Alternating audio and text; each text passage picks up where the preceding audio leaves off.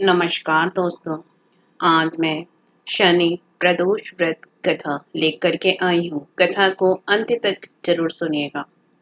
एक समय की बात है, एक नगर में प्रसिद्ध व्यापारी था। उसके घर में सभी प्रकार की सुख और सुविधाएं थी।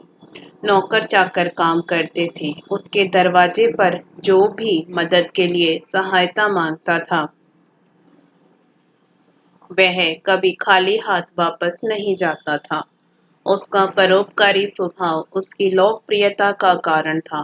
हालांकि वह व्यापारी और उसकी पत्नी दुखी रहते थे, क्योंकि उनकी कोई संतान नहीं थी। वे हर प्रकार के प्रयास कर लिए थे, लेकिन उनको संतान नहीं हुई। इससे निराश होकर एक दिन व्यापारी और उसकी पत्नी तीर्थ यात्रा के लिए निकल पड़े। वे अभी नगर के बाहर ही गए थे, तभी रास्ते उनको एक विशाल पेड़ के नीचे एक तेजस्वी साधु ध्यानमग्न दिखाई दिए।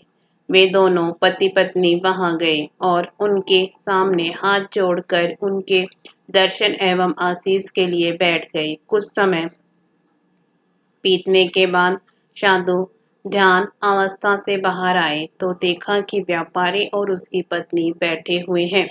साधु ने उन दोनों से कहा कि वह उसके दुख से परिचित हैं। तुम संतान न होने के कारण परेशान और चिंतित रहते हो। इसका एक ही उपाय है, तुम दोनों शनि प्रदोष व्रत विधि विधान से करो, तुम्हें शिव कृपा से संतान प्राप्त होगी। साधु ने व्रत विधि भी बताई। व्यापारी और उसकी पत्नी खुश होकर उस साधु को प्रणाम किया और तीर्थ यात्रा पर चले गए।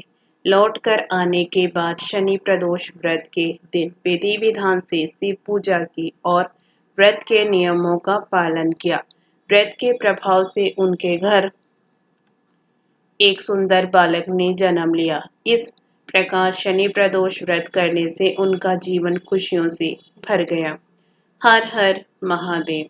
आपको कथा पसंद आई हो तो वीडियो को लाइक जरूर करिएगा।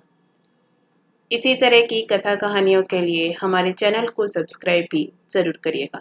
धन्यवाद।